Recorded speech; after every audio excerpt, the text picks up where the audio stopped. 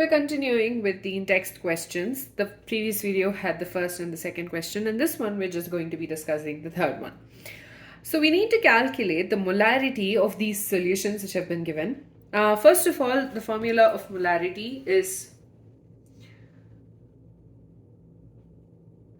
equal to the number of moles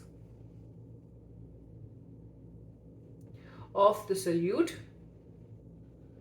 divided by the volume of the solution in liters. That is the basic formula of molarity, and the reason I write it is because it's easier to calculate when you know what you need for the equation. So the first one is we've been given 30 grams of this particular complex in 4.3 liters of the solution. So let's write down what has been given to us. Okay, so the mass of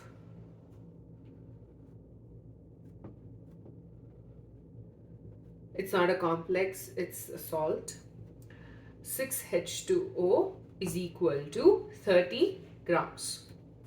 Okay, now the volume of the solution is given as 4.3 liters. So we've been given the mass and the volume, and we need to find out the molarity. From this equation, we have this volume, right? But we don't have the number of moles of this particular substance, which means we need to calculate the number of moles, for which we need to use the formula number of moles equals to the mass divided by molar mass.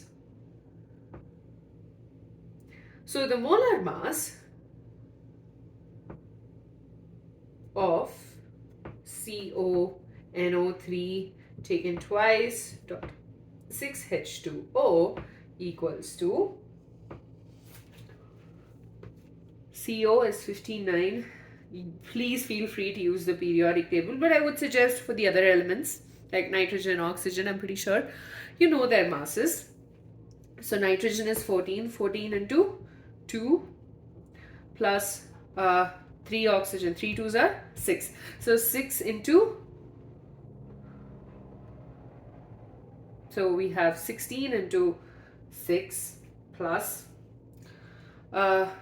6 molecules of water, and we know 1 molecule of water has a molar mass 18, so we're just going to call it 6 into 18, and this gives us the molar mass of this particular substance as 291 grams per mole. From here we can calculate the number of moles of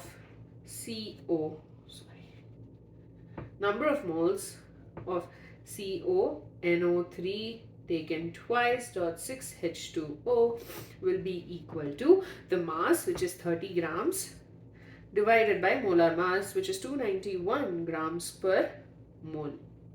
Now gram gets cancelled and we get the answer in moles, and that is 0.1030 moles.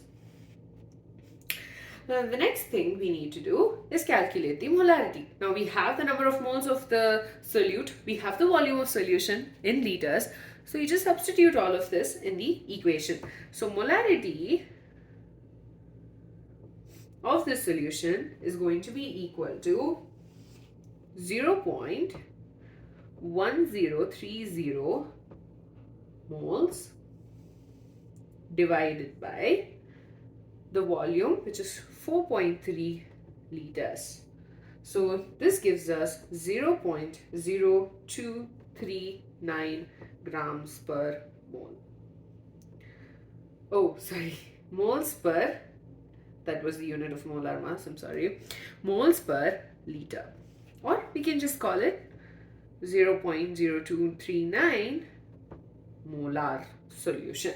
So basically we've been given the mass of the solute We'd also been given the volume of the solution, and for molarity we need to find out the number of moles to calculate the molarity, which is exactly what we did. But for us to calculate the number of moles, we needed the molar mass.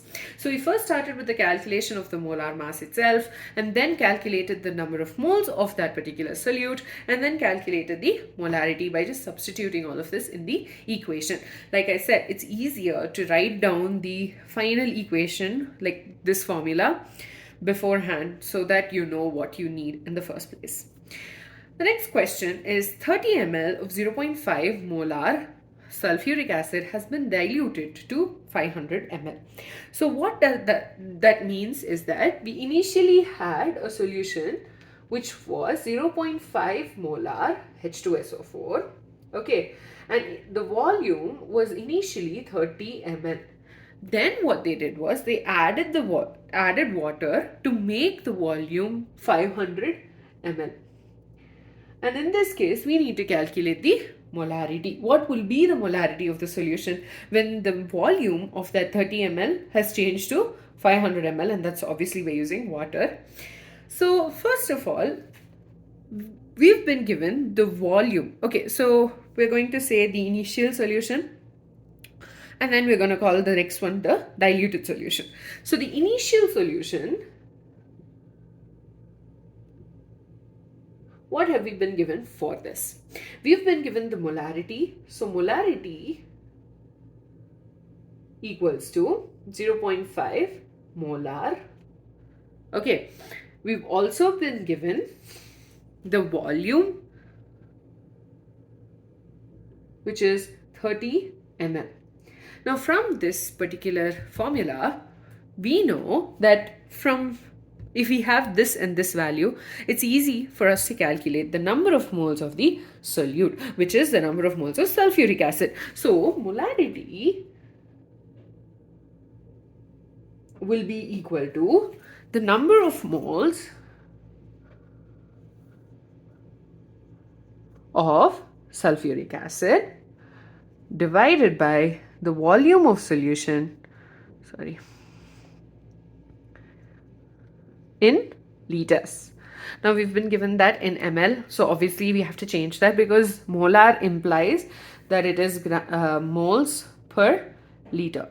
Okay, so we'll be changing this to from 30 ml to liters, which means 30 divided by 1000 liters. Okay, now what we are going to do is we're going to calculate the number of moles of H₂SO₄, which is equal to the molarity into the volume. So we know molarity is 0.5 moles per liter into 30 by 1000 liters. Okay, now what will happen over here? We basically have to cancel liter and liter in terms of units, and we'll be left with moles.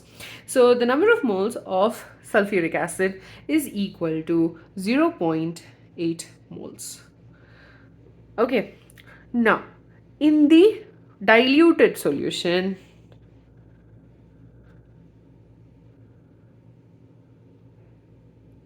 we need to calculate the molarity, right? And we've been given the number of, or we calculated the number of moles of H₂SO₄.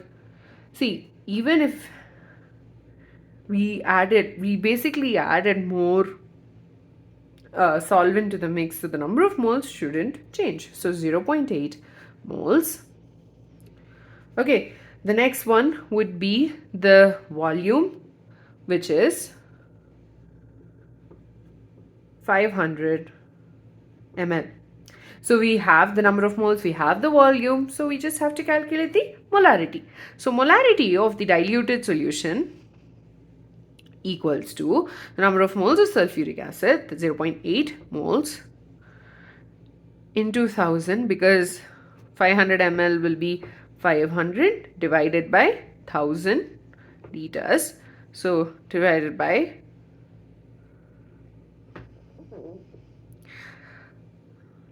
500 liters. Okay, so this is equal to, this gives us, oh sorry, the calculation, I made a small error. So this is actually 0.015 moles, whereas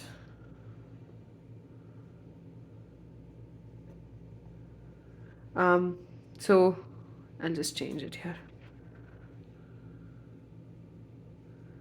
divided by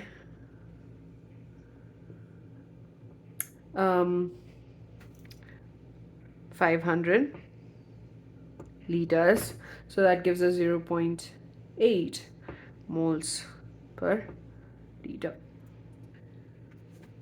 I'm sorry, it's 0.03 moles per liter.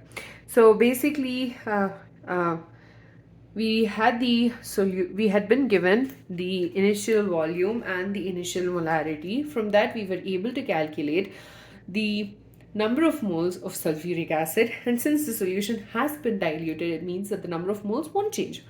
You just have more water to it, so the number of moles stay the same. We use the new volume and use that to calculate the molarity of the diluted solution. So like I said, it's just easy to do it this way.